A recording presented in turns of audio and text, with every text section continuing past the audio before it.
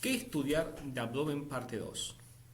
Como ya había hablado en el otro video, en la segunda parte de abdomen vamos a hablar de lo que son las glándulas anexas del tubo digestivo, que serían el hígado, el páncreas y el vaso. Si bien el vaso no es un órgano digestivo, embriológicamente deriva también del esbozo del intestino primitivo. Y aparte vamos a hablar de lo que son los grandes vasos. Vamos a hablar de la aorta y vamos a hablar de la vena cava inferior. El primer órgano que vamos a ver es el hígado. Es la glándula anexa al tubo digestivo más grande de todas. ¿tá? Está, está ubicada en la parte más superior del abdomen del lado derecho. Si bien nosotros vamos a definir que está ubicado en el epicondrio derecho, epigastrio, inclusive esta puntita está en el hipocondrio izquierdo, pero está principalmente del lado derecho. Si bien está dentro de la cavidad abdominal, fíjense según esta imagen, está dentro de lo que es, digamos, protegido por la pared costal, o sea que es un órgano que nosotros podemos decir que es tóraco abdominal ya, porque está dentro, protegido por la caja torácica, pero está topográficamente dentro de la cavidad abdominal. Este órgano va a tener una forma de ovoide o hemiovoide, porque está como cortado acá. Vamos a describir una cara superior y una cara inferior. También vamos a encontrar un borde anterior, que es este que está acá, que generalmente está caído para abajo y tapando un poco las vísceras abdominales. Y encontramos un borde posterior que es muy grueso, que inclusive en algunos autores lo han puesto como cara, y en la Target la última edición habla de una cara superior que incluiría todo esto, lo que nosotros desconocemos como el borde posterior del hígado. ¿ya? Pero lo más importante es que tienen que tener claro es la cara superior y la cara inferior. Son los dos lugares más importantes que vamos a describir, porque la descripción de todo el hígado se va a basar en esto. El hígado en sí, desde la cara superior o cara diafragmática, porque está en relación con el diafragma, que acá lo vemos el diafragma, vamos a ver que es liso, pero está dividido en dos por este ligamento, que es un repliegue de peritoneo. ¿Por qué? Porque el peritoneo va tapizando lo que es el diafragma. Vemos acá, tapiza el diafragma, en un momento se refleja y envuelve al hígado. Pero cuando hace esto, hay un órgano que viene acá y va a la pared anterior. Entonces deja ese pliegue de peritoneo, que ese pliegue de peritoneo lo vamos a llamar ligamento falciforme. Y el elemento que sale para acá es un elemento que sale más que nada de la cara inferior, que es el ligamento redondo. Entonces nosotros todo lo que esté pegado al hígado, entre el hígado y el diafragma, vamos a llamarlo ligamento falciforme, pero si acá se va a continuar con lo que es el ligamento redondo del hígado.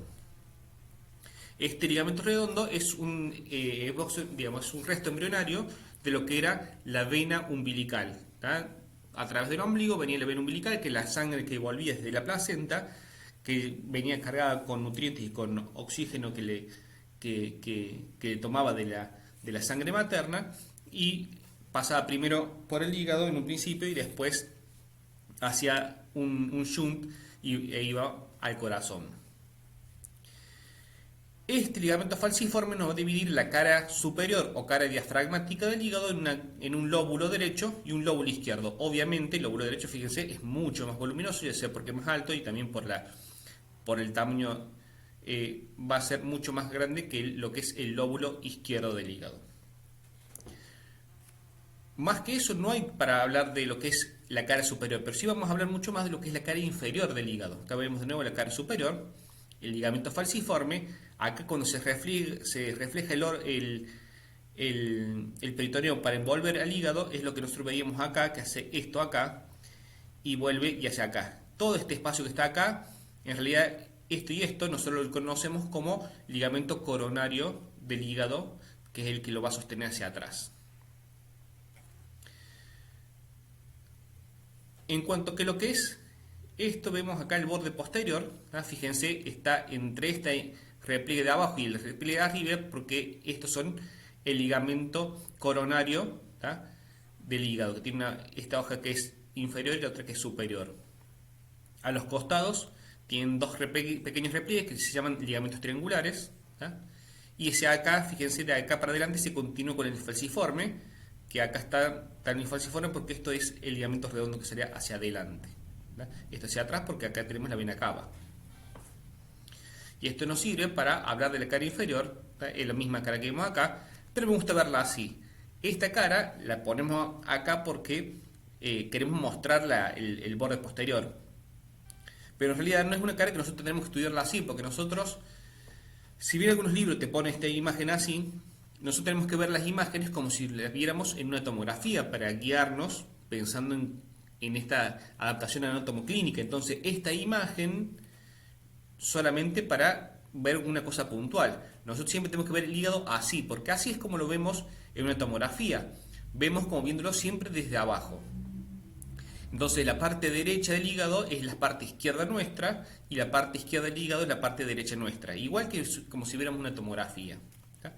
Acá vamos a notar que tenemos esto que es la fisura del ligamento redondo, que es lo que se continúa con el ligamento falciforme. Entonces, nota el dorso, yo le voy a decir que esto es lo que nosotros veíamos de arriba como lóbulo izquierdo y esto es el lóbulo derecho. ¿Tá? Pero en la cara inferior del hígado vamos a tener otra división distinta, un poco distinta, no totalmente distinta, porque en esta cara del hígado nosotros vamos a identificar dos surcos anteroposteriores y un surco transversal. ¿Tá? El primer surco anteroposterior es este que está acá, que está del lado izquierdo, que está formado por la fisura del ligamento redondo, que es donde apoya el ligamento redondo que venía acá a la vena umbilical para unirse a las venas hepáticas. Y otra es esto que está acá, que es te ponen como fisura del ligamento venoso, ahí es el cordón fibroso, nosotros lo decimos muchas veces en otros libros, que es justamente el resto embrionario del conducto venoso de Arancio, cuando ya en la avanzada vida fetal ya no pasa por el hígado, sino que hacía este shunt para que esto iba a terminar uniéndose a la vena cava inferior, para que la sangre pasara directamente del corazón y se distribuyera por el resto del organismo. Entonces tenemos un primer surco antero-posterior, que es este que está acá. Y el segundo surco antero-posterior está formado por esto, ¿no? Que en realidad si estamos hablando del hígado no vamos a decir que es la vesícula, sino que es el lecho vesicular, donde está apoyada la vesícula en el hígado. Y hacia atrás está formado por lo que es la vena cava inferior. ¿No? Tenemos este otro surco antero-posterior. Y entre medio hay un surco horizontal, ¿no? Que es el hilio hepático, ¿tá? Algunos libros también hablan de espacio porta hepático. Es este lugar donde entran todos estos vasos, ¿tá? Y sale la vía biliar, que es horizontal. En sí, entre los tres elementos de esto van a dar una forma de H, ¿tá? Los dos anteroposteriores y este que es horizontal da una forma de H. Y nos va a dividir al hígado en un lóbulo cuadrado, que es este que está delante. Este es el lóbulo caudado, porque como tiene esto acá, pareciera como si tuviera una cabeza y una colita que viene para este lado. Después tenemos un lóbulo hepático izquierdo que se condice con el que vimos en la cara superior, y este es el lóbulo hepático derecho visto desde abajo. ¿No? Entonces como que al derecho le restamos estos dos pedacitos. Obviamente estos elementos van a tener, digamos, el hígado a su vez va a tener en su cara inferior, va a tener algunas fisuras, algunas impresiones, principalmente estas de acá, que son donde se apoyan otros órganos. Por ejemplo, esto que está acá es lo que es la impresión que hace el ángulo hepático del colon, que apoya un poquito ahí y deja esta impresión. Después tenemos esto, a mi modo de ver está un poco exagerado, que es la impresión renal, porque el riñón derecho está acá. De hecho el riñón derecho está un poquito más bajo que el izquierdo, porque está en contacto con el hígado y eso desplaza un poquito para abajo. Y tenemos también esto que está acá, que es la impresión del bulbo duodenal. El bulbo duodenal en realidad viene más para acá. Muchas veces decimos que está en contacto o en relación con el cuello de la vesícula, que sería esta partecita de acá.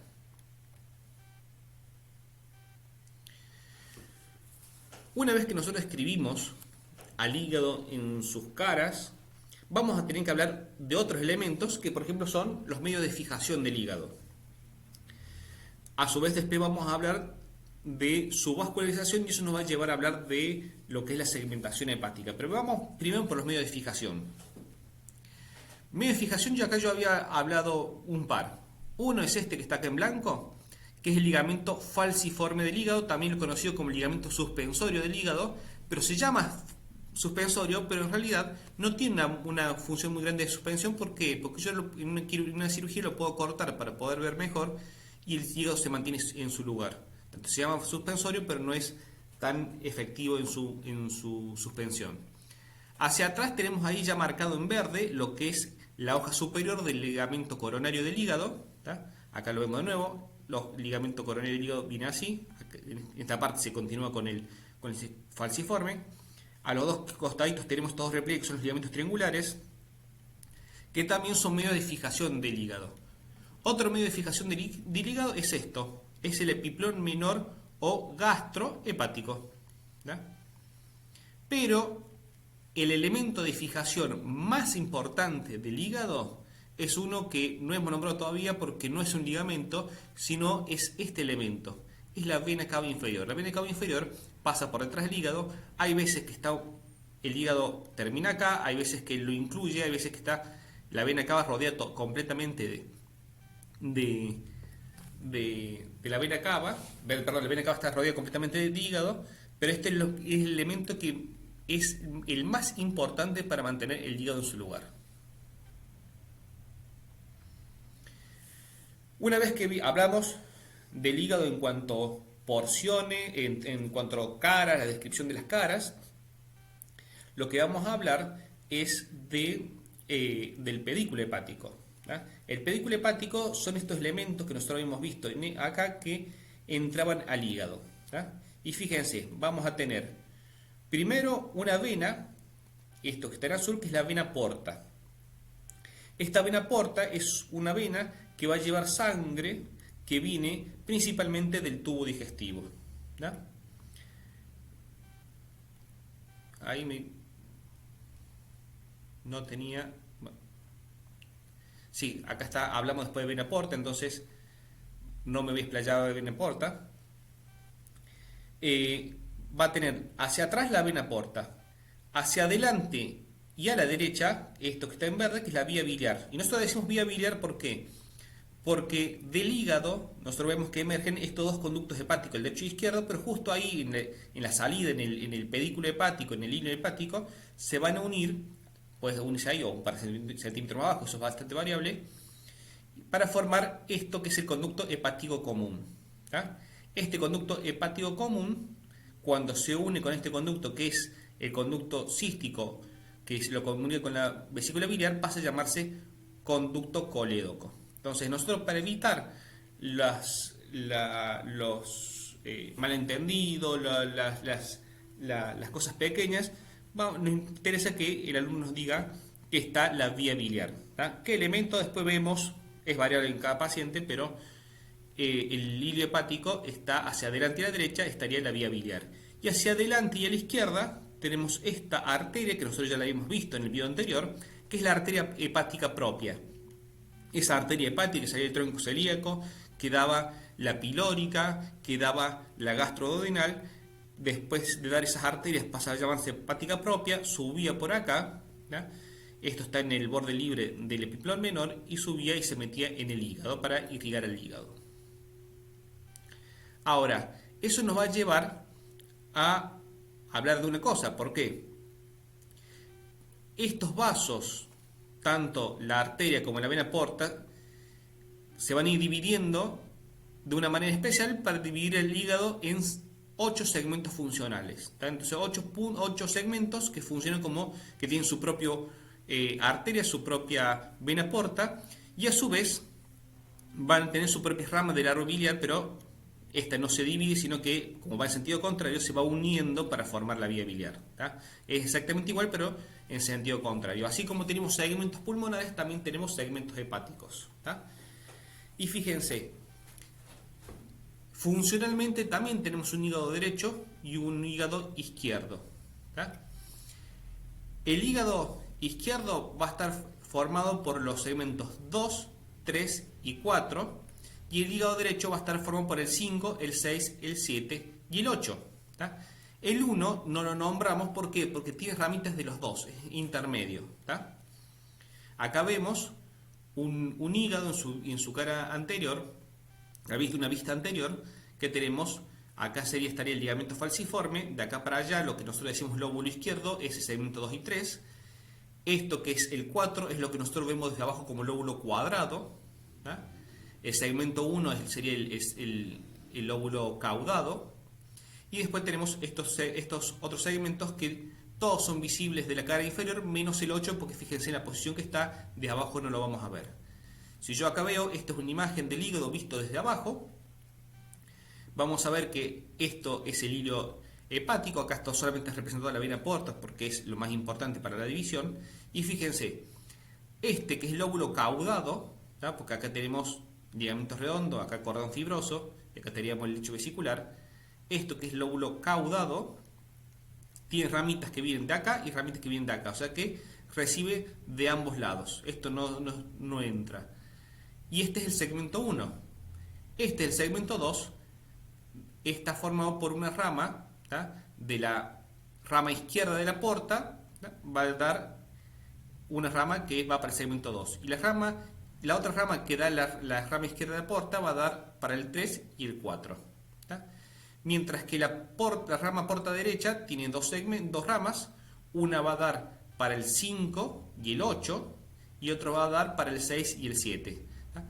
Esto va a ser así y el 8 está arriba, no lo vemos acá, solo vemos 1, 2, 3, 4, 5, 6, 7, fíjense, es igual.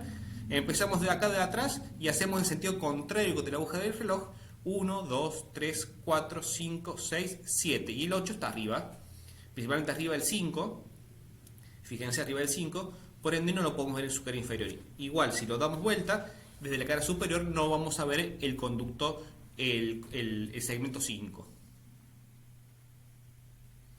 Ahora, hasta ahora nosotros dijimos que la sangre que venía por la vena porta es sangre que viene del tubo digestivo, que drena del tubo digestivo y pasa por el hígado. ¿Por qué? Porque es una sangre que va a traer nutrientes de lo que absorbimos, pero también puede traer sustancias nocivas, ¿da? Medicamentos, fármacos, y van a pasar primero por el hígado antes de ir a la circulación general para detoxificar, para limpiar, para hacer un montón de movimientos metabólicos. Y también va a recibir sangre de lo que es la arteria hepática. Ahora, toda esta sangre entra al hígado y la pregunta es de dónde sale del hígado, porque tiene dos circulaciones, como el pulmón. Igual que el pulmón tenía tenía segmentos, al igual que el hígado, también tenía una circulación funcional y una circulación nutricia. La nutricia está formada por lo que es la arteria hepática, la funcional por la vena porta. Pero la sangre tiene que salir del hígado y va a salir por estas tres venas que son las que desembocan en la vena cava inferior. ¿Tá? Esta y esta. ¿Tá? Acá también están dibujados, este es un dibujo de la Target, las tres venas hepáticas. Si nosotros vamos con un libro un poquito más viejos, vamos a nombrar estas venas como venas suprahepáticas, porque había unas pequeñas venas más chiquitas que drenan el segmento 1, que están más abajo, que están las venas, que eran las otras venas de infrahepáticas. Tenemos suprahepáticas, ahora nosotros vamos a llamar todo como hepáticas superiores y hepáticas inferiores. ¿Tá? Estas venas, si uno se pone a ver, tienen una distribución específica dentro de lo que es la segmentación hepática. ¿Tá? No están en cualquier lado, sino que nosotros la vamos a tener en lo que es la línea de Cantle. La línea de Cantle es una línea, que creo que no la tenía en otro dibujito, que va desde la cara, se me van las diapositivas, desde la cara lateral de la vena cava inferior, ¿tá? Hasta la parte izquierda del lecho vesicular. ¿Tá? Esa línea, ahí nosotros podemos trazar y ahí decimos, bueno, acá más o menos va a ir lo que es la vena hepática media. Esta que es la vena hepática derecha, va a ir desde la vena cava hasta este punto, que es el más declive del hígado, vamos a trazar una línea y más o menos ahí la vamos a encontrar.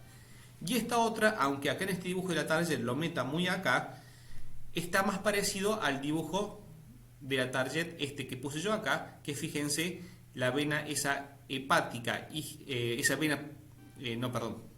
la vena hepática, ese no era otro dibujo, es más, como dice este dibujo, que está principalmente en la inserción de lo que es el ligamento falciforme. Ahí la vamos a encontrar más o menos. Entonces, para darse una idea, cuando veamos un hígado, ¿dónde están cada uno de los segmentos? Ahora, esto nos lleva a hablar de lo que es la vena porta.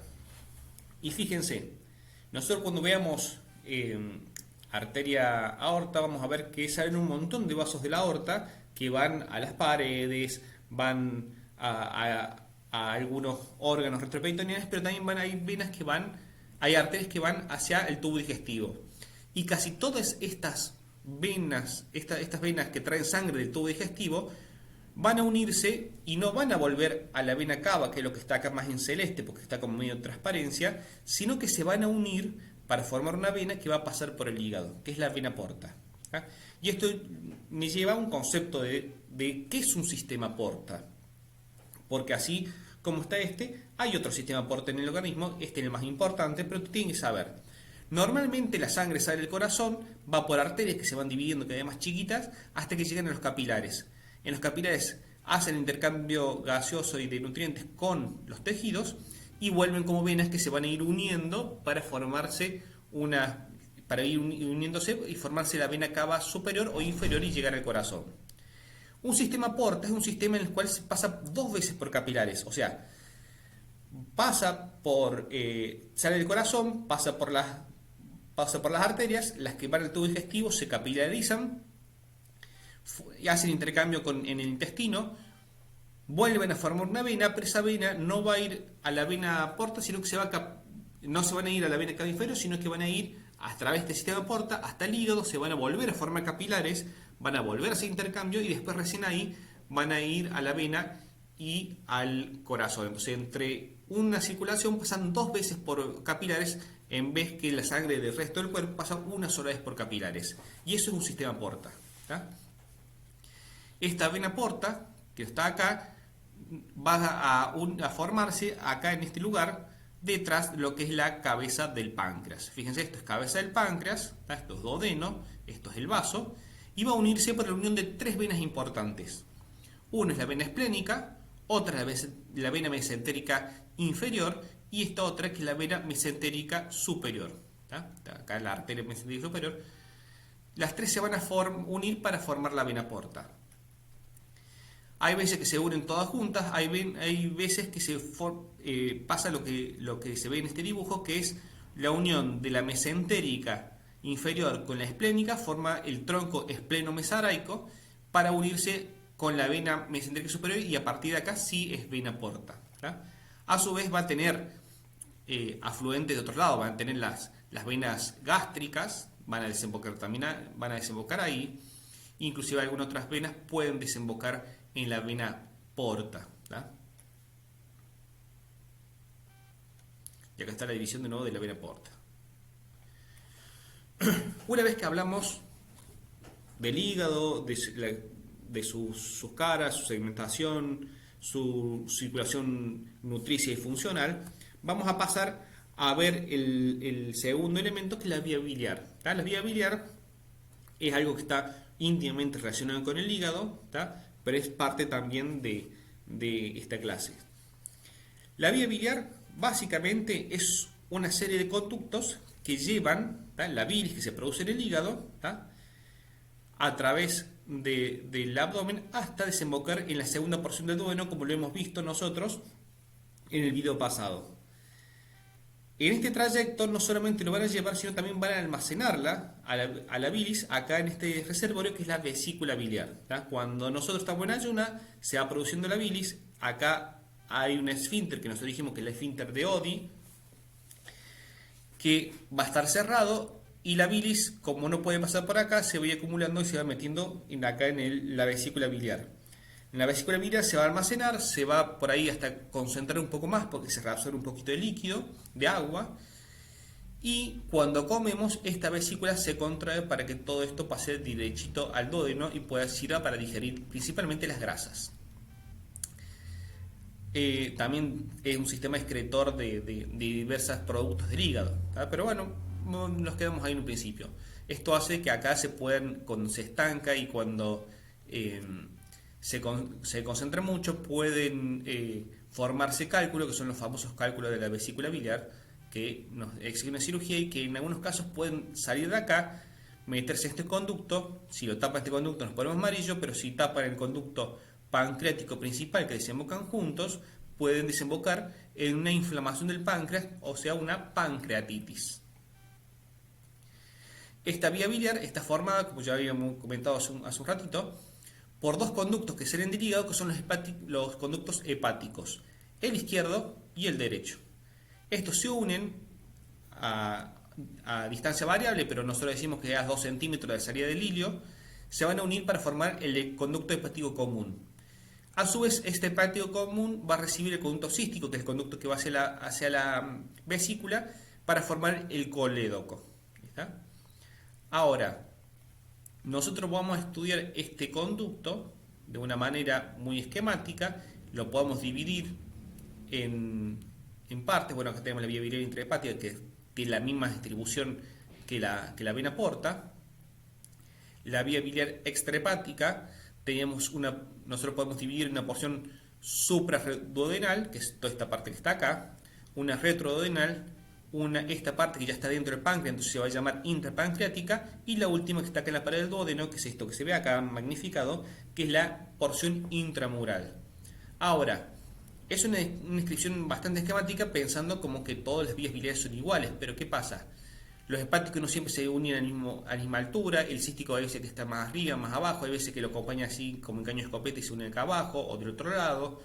Inclusive hay veces que el cístico se desemboca en el hepático derecho, entonces es difícil decir cuánto mide el colédoco, porque a veces el colédoco mide más, pero porque el hepático común crece más. Entonces, como es muy variable, nosotros hablamos de la vía biliar como un todo.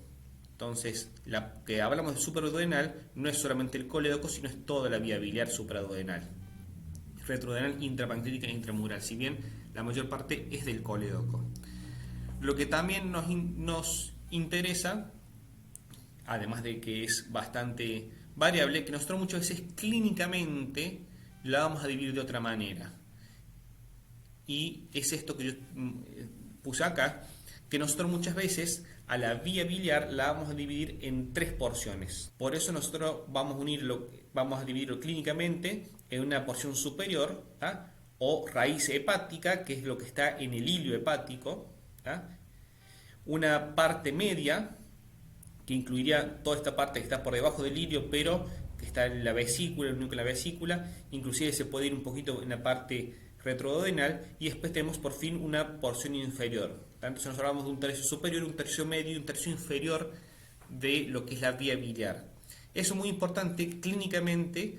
¿Por qué? Primero, nosotros cuando vemos una ecografía vamos a ver principalmente lo que está por encima del duodeno, porque acá abajo, por interposición de aire, no se ve por lo general. Entonces nosotros acá, si hay una piedra que salió de la vesícula y está acá, muy difícilmente que la podemos ver. Sí vamos a ver síntomas indirectos, que por ejemplo se tapa y se dilata este conducto. Entonces una dilatación de la vía biliar nos puede indicar que hay una piedrita acá abajo que no se puede ver. Pero igual también nos interesa. ¿Por qué? Porque en los tumores de vía biliar nosotros nos interesa ver si es del tercio superior, de vía biliar extrahepática, obviamente. Nos va a interesar si es de tercio superior, de tercio medio o de tercio inferior, porque tienen tratamientos no totalmente distintos, pero tratamientos y pronósticos distintos. ¿Tá? Vuelvo un poco, volvemos a ver la vía biliar, y acá esto es lo que nosotros vemos en una ecografía, la vena porta, y acá estaría el conducto biliar común, y ahí se puede ver la arteria, pero esto nos sirve a nosotros porque es lo que dijimos, ¿no? Esto es lo que nosotros normalmente vemos cuando pedimos una ecografía. Podemos ver de la vía biliar extrahepática la parte superior nomás, la que está pegadita acá a la vena porta. Y eso siempre nos van a informar el calibre. Yo dije que el calibre, si está aumentado, nos puede decir nos puede indicar que puede haber una piedrita abajo. Entonces uno tiene que saber cuál es el calibre normal. Lo normal que una vía biliar mida hasta 6 milímetros, ¿tá? Pero en pacientes que ya fueron colecistectomizados, como no tienen ese reservorio natural que es la vesícula biliar, porque cuando uno se opera de vesícula, saca vesícula con piedra y todo, lo que se hace es que esta vía biliar, para compensar eso, se suele dilatar un poco y ser normal. Hasta 10 milímetros en un paciente sin vesícula es normal, ¿tá? Pero si un paciente que tiene vesícula, hasta 6 milímetros es normal. A su vez, de esa vía biliar principal que nosotros habíamos hablado, de los hepáticos, derecho-izquierdo, del hepático común y del colédoco, tenemos esto que está acá, que es la vía biliar accesorio, que es la vesícula biliar con el conducto cístico. ¿Tá? Acá vemos en una imagen de una cirugía, esta es la vesícula biliar, y acá tenemos el cístico. Obviamente acá esto es el hilo hepático, está con grasita, pero eso no se ven los otros elementos. Esto en la cirugía lo podemos disecar y verlos. Y este es el reservorio que uno puede cortar acá y sacarlo y no pasa nada. Esta vesícula, nosotros decimos que tiene forma de pera, ¿tá? Es más, en su fondo es más grande que en su cuello. Tiene el fondo vesicular, que es la parte que, si bien está dibujado hacia abajo, esto está hacia adelante, esto está muchas veces en contacto con la pared anterior del abdomen.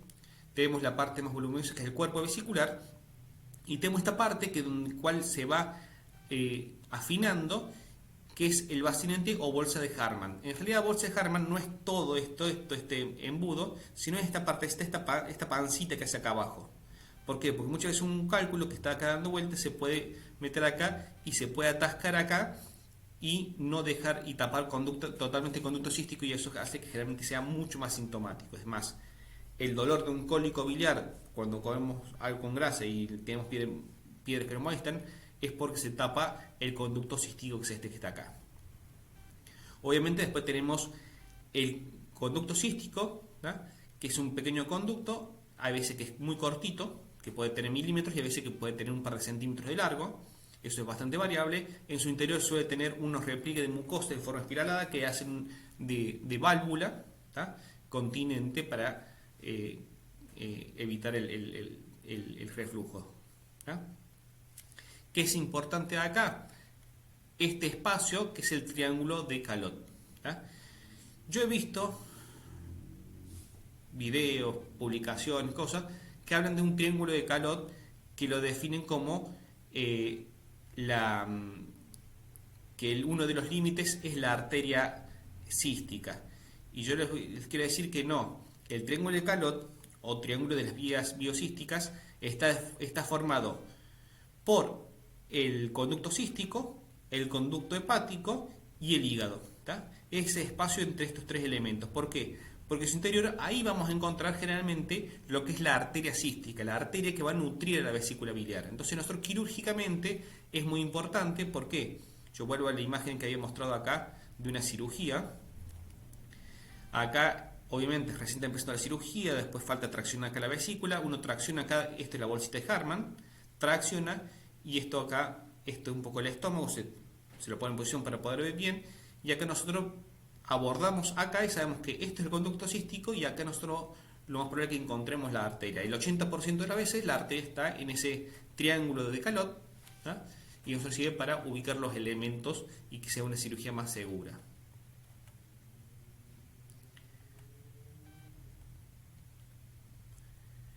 Pasamos a lo que es el páncreas. ¿Tá?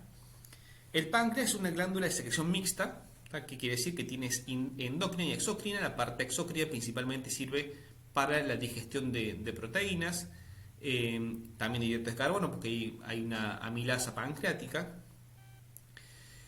Todos estos productos de secreción exócrinas van a ir en los conductos pancreáticos, tanto el principal como el accesorio, para desembocar en el duodeno. Pero la función endocrina del páncreas va a ser principalmente la secreción de insulina y glucagón, que van a regular hacia un lado y hacia el otro el metabolismo de lo que es los hidratos de carbonos. Produce otras sustancias, los islotes de Langer del páncreas tiene otras funciones, pero estas son las funciones más importantes, y ya después eso es tema de otra materia. Esta glándula, ¿tá? Es histológicamente muy parecida a lo que es la parótida. Nosotros vamos a decir que tiene una cabeza, que es la parte más voluminosa, tiene un cuello, que es la partecita esta que lo separa del cuerpo, generalmente es donde está la aorta, que es donde se pone un poco más fino, un cuerpo, y por último la cola del páncreas. ¿Tá?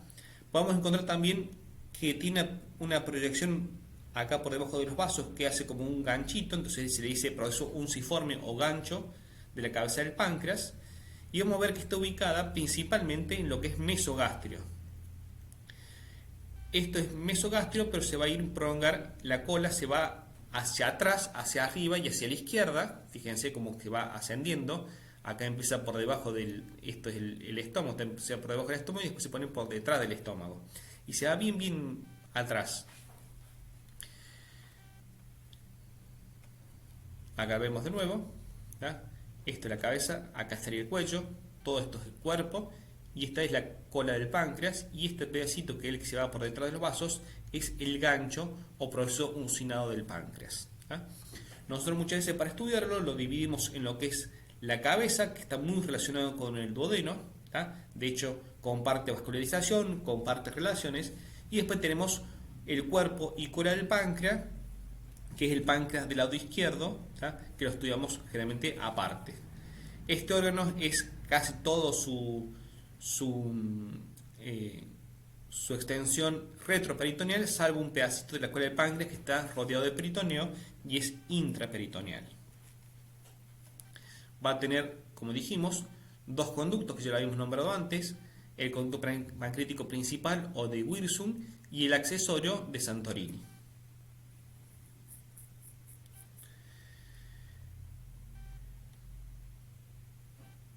En su vascularización vamos a ver que la cabeza del páncreas está vascularizado principalmente por estos dos arcos que rodean la cabeza del páncreas, que son los arcos pancreático-duodenales, ¿tá?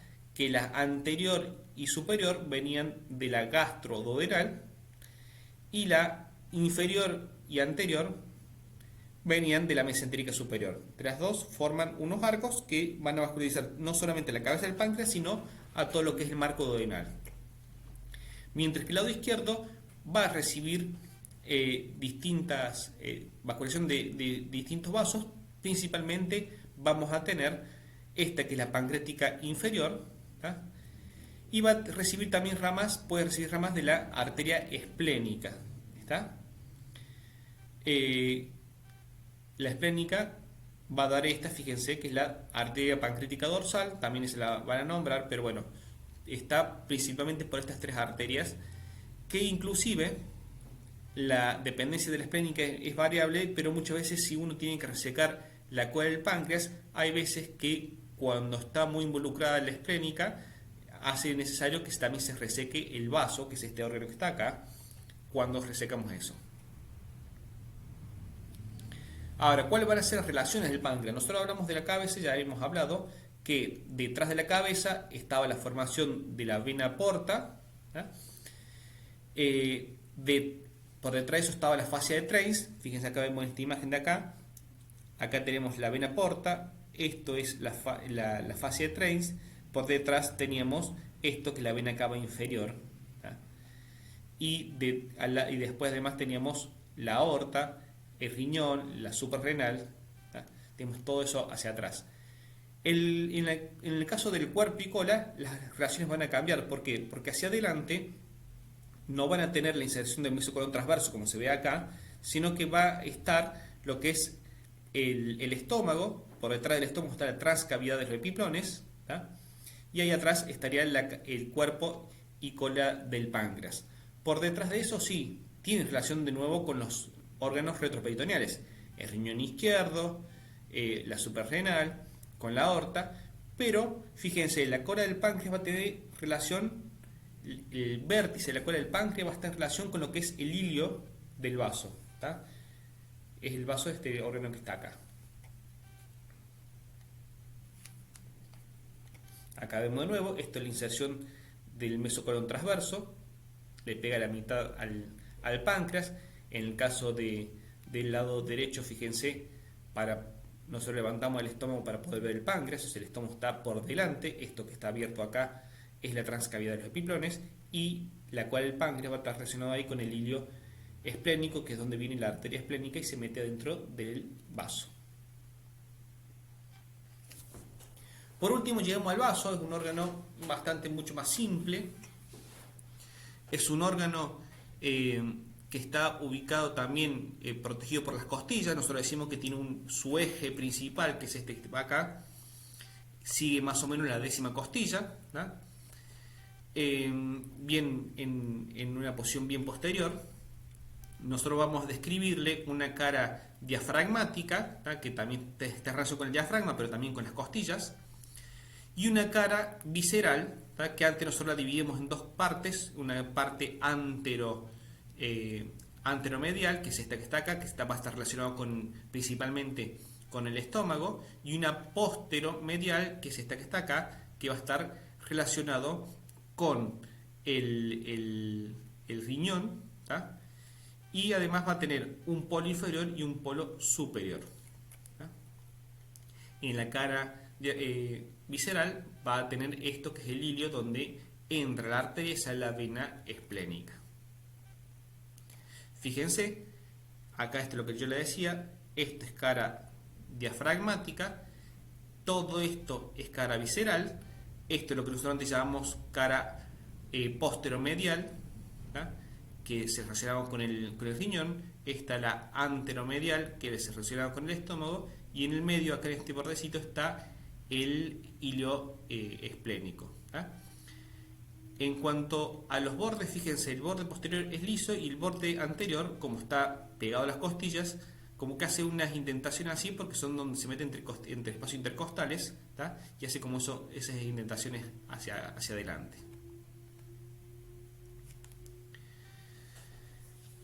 Seguimos, bueno, obviamente, del vaso no hay que hablar mucho de vascularización, porque obviamente de la arteria y vena esplénica. Pasamos a lo que es aorta abdominal. Aorta abdominal es la continuación de la aorta descendente. Nosotros cuando hablábamos en tórax hablamos de un callado y después una descendente. Esta descendente, cuando pasa por el hiato aórtico del diafragma, pasa a llamarse aorta abdominal, básicamente porque está en el abdomen, ¿tá? Entonces en esta aorta nosotros vamos a ver que nosotros siempre dibujamos así. Nosotros cuando después lo vemos en el vivo vemos que es mucho más corta de lo que nosotros pensamos, porque va a iniciarse acá en el paso al abdomen y termina acá más o menos a la altura de la cuarta o quinta vértebra lumbar. Va a terminar dividiéndose, ¿tá? En sus arterias terminales, que son las arterias ilíacas primitivas. Esta que está acá y esta que está acá son las arterias ilíacas primitivas. Hace un tiempo nosotros hablábamos que se divide en tres, entre las dos primitivas y en esta arteria finita que está acá, que es la arteria sacra media. Esa arteria sacra media es una arteria que viene acá por el centro del sacro, y como nosotros decíamos que el coxis son un montón de vértebras atrofiadas, porque ahí se continúa en animales con cola, se continúa con la cola, esta es la arteria de la cola de estos animales, ¿tá? Nosotros, como no tenemos cola, esta arteria es muy rudimentaria y es muy finita. Hoy en día, en el libro nuevo, te dice que terminan en solamente dos arterias, que son las ilíacas primitivas, y esto la nombra como una colateral, ¿tá? En un examen, ustedes se los pueden preguntar, si ustedes, yo prefiero que me digan que se divide en tres, en las dos ilíacas y en la sacra media. Si me dicen que se divide en dos, en las dos ilíacas primitivas, está bien también, pero nosotros siempre vamos a preguntar de la sacra media, y ustedes nos tienen que aclarar que eso es una colateral hoy en día, ¿tá? Para evitar esa confusión y eso de que ustedes tengan que aclarar, qué sé yo, si ustedes dicen que son tres, se evitan cualquier inconveniente en cualquier examen, ¿tá? De hecho, en múltiple opción por ahí es más difícil, no hay repregunta, entonces siempre tienen que tener en cuenta la sacra media como arteria terminal. Ahora, estas ilíacas primitivas, ¿tá? Van a tener un pequeño trayecto de unos cuantos centímetros, no van a dar ramas importantes ninguna de las dos, de hecho creo que no hay ramas, y lo que sí va a dar sus ramas terminales, que son la ilíaca externa y la ilíaca interna. La ilíaca externa es esta que está acá, que ya la conocemos todos. ¿Por qué? Porque es externa, va a ir por fuera de la pelvis, y cuando pasa por acá pasa por un anillo que es el anillo crural y pasa a llamarse arteria femoral. La ilíaca interna es más compleja, se va a quedar en la pelvis, se va a dividir, ahí la vamos a ver en un segundito, pero lo que no me quiero olvidar es de nombrar todo esto que son las ramas colaterales de la aorta abdominal. Nosotros, para ordenarnos un poco mejor, vemos que son un montón de vasos que da. Nosotros vamos a ordenarnos en ramas parietales, o sea, van a las paredes del abdomen, o ramas viscerales, que van hacia vísceras. Las ramas parietales son principalmente las frénicas inferiores, ¿tá? Acá tenemos una frénica inferior derecha y una izquierda. Estas son las que van a dar inervación al diafragma, vascularización del diafragma. Vamos a tener unas arterias lumbares, ¿tá? Así como teníamos las intercostales. Acá en el abdomen tenemos las arterias lumbares, son 4 pares de arterias lumbares, ¿tá? Son estas que están a los costados, son pares. Y después tenemos la arteria sacramedia, que cuando la tomamos como colateral, es una arteria parietal. Ahora, yo prefiero que esto me la nombren como, ya les dije recién, como terminal para evitar malos entendidos. Y en cuanto a las viscerales, tenemos la primera y principal, el tronco celíaco, que ya lo tenemos bien conocido, lo hemos hablado bastante bien. Después viene esta que está acá, que es la mesentérica superior, ¿tá? Un poco más abajo vamos a tener estas que son las renales, pero antes que las renales teníamos esta que está acá, que son las suprarrenales medias izquierdas. Las glándulas suprarrenales van a recibir arterias que vienen directamente de la aorta, que son las suprarrenales medias, antes nos le decíamos capsulares medias, pero también van a tener ramitas que van a venir de la frénica inferior y van a venir de las renales, ¿tá? Por eso tienen 3 arterias las suprarrenales. Nosotros acá en las ramas de la aorta vamos a nombrar tronco celíaco, mesentérica superior, suprarrenales medias, arterias renales, obviamente son muy importantes, estas que son las arterias gonadales, ¿tá? También podemos decir testicular u ovárica, porque en el hombre es testicular, en la mujer es ovárica, y por último tenemos esta que está acá, que es la arteria mesentérica inferior, ¿tá? Mesentérica inferior. Son 2 arterias que le hemos, salvo las renales y las suprarrenales, le hemos ido nombrando nosotros en el transcurso de lo que es el tubo digestivo. Por último, volvemos acá a lo que es la ilíaca interna. ¿Por qué? Porque la ilíaca interna tiene una división bastante compleja y bastante irregular. O sea, no en todas las personas se divide de la misma manera. Lo que a nosotros nos tiene que interesar, ya vamos a volver a esto en pelvis, pero nos tiene que interesar que la ilíaca interna va a dar principalmente 3 ramas terminales. Una arteria glútea superior, una arteria glútea inferior, que es esta que está acá, y una pudenda interna, que es esta acá, Y a su vez va a dar ramas colaterales que va a dar, que la podemos dividir también en parietales y viscerales. Las parietales tenemos las sacras laterales, tenemos alguna otra arteria, y dentro de las arterias viscerales, que son las más importantes, tenemos arterias vesicales, varias, tenemos la arteria uterina, ¿verdad? Y tenemos las arterias rectales medias, ¿verdad? Recuerden, cuando hablamos de recto, tenemos rectales medias. Para terminar, vamos a ver la parte venosa.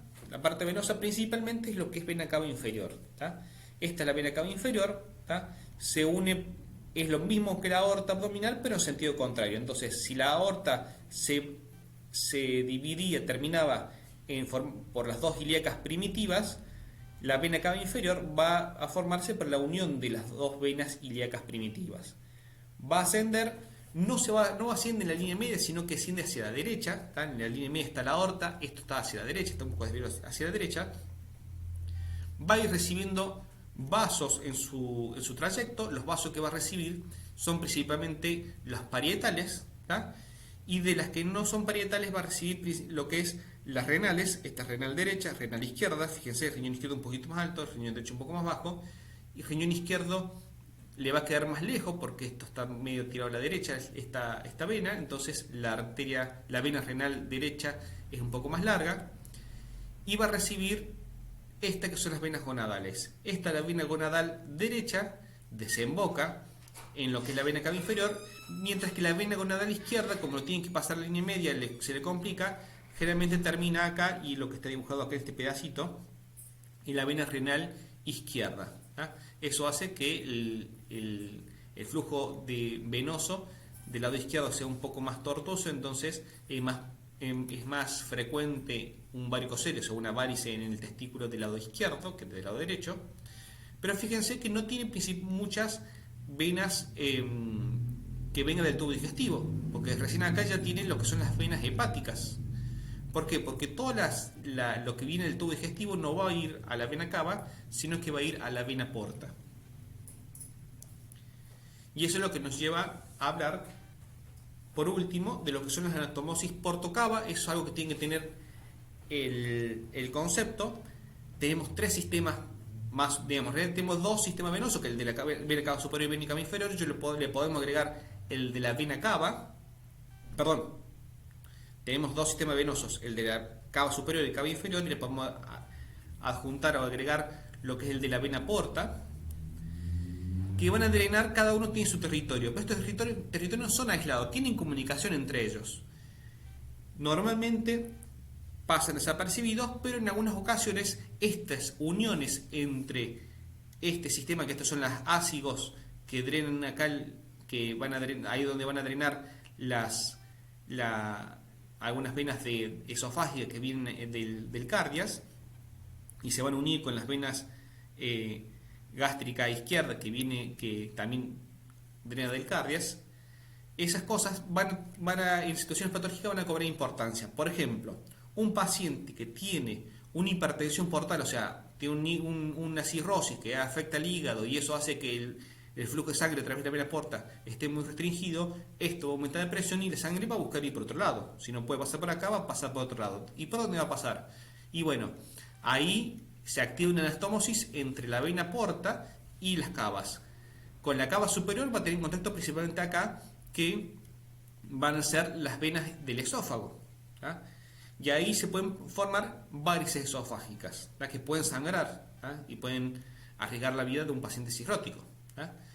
Va a haber también a través del ombligo, la vena umbilical, que en la mayor parte de las personas ya es un resto hemorrágico, pero en algunas personas puede estar permeable y puede causar que se dilate la vena umbilical, y del ombligo hacia arriba, hacia la vena cava superior, superficialmente pueden dilatarse las venas. Inclusive pueden dilatarse las venas acá, las venas hemorroidales, ¿tá? Que dijimos que las medias y las inferiores son del sistema de la vena cava inferior, porque son de la hipogástrica o de la pudenda interna, mientras que las hemorroidales superiores vienen de la mesentérica inferior, que es del sistema porta. Esto también se puede dilatar y podemos tener mayor predisposición de hemorroides. Por ejemplo, fíjense, acá tenemos un paciente que tiene venas que nacen del ombligo y van hacia arriba por el subcutáneo para llegar al tórax, que es territorio de lo que es la vena cava superior. Esto es una anastomosis portocava. Estos son varices abdominales en forma, nosotros decimos, de cabeza de medusa. Desde el centro va hacia a los costados. Acá también se conecta con las venas con la vena cava inferior. Esto es una endoscopia, esto es el esófago, y este rosario que hay acá y acá son varices esofágicas, ¿tá? Estas pueden sangrar. Y por último, esto es un ano, y acá tenemos una hemorroide externa. Igualmente también tenemos anastomosis entre la cava y la cava, o sea, si hay una obstrucción o una trombosis de la vena cava inferior, ¿tá? O de la vena cava superior, se van a activar estos anastomosis entre la cava inferior y la cava superior. Uno de ellos es a través de este sistema en el retroperitoneo, ¿tá? Que van a ir conectando las venas lumbares con las venas ácigos, que son que van a recoger las intercostales y van a desembocar en la cava superior. Pero a su vez también tenemos venas subcutáneas que van a conectar la vena cava inferior con la vena cava superior, ¿tá? Y también el sistema de la vena epigástrica, que van por detrás de los rectos, que así como la arteria epigástrica se une con la torácica interna, antes conocida como maria interna, acá hay venas que también se pueden conectar.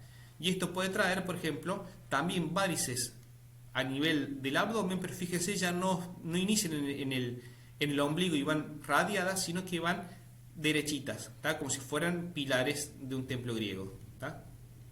Entonces, esto es una anastomosis cava-cava. Bueno, eso es todo y espero que les sirva el video. Muchas gracias.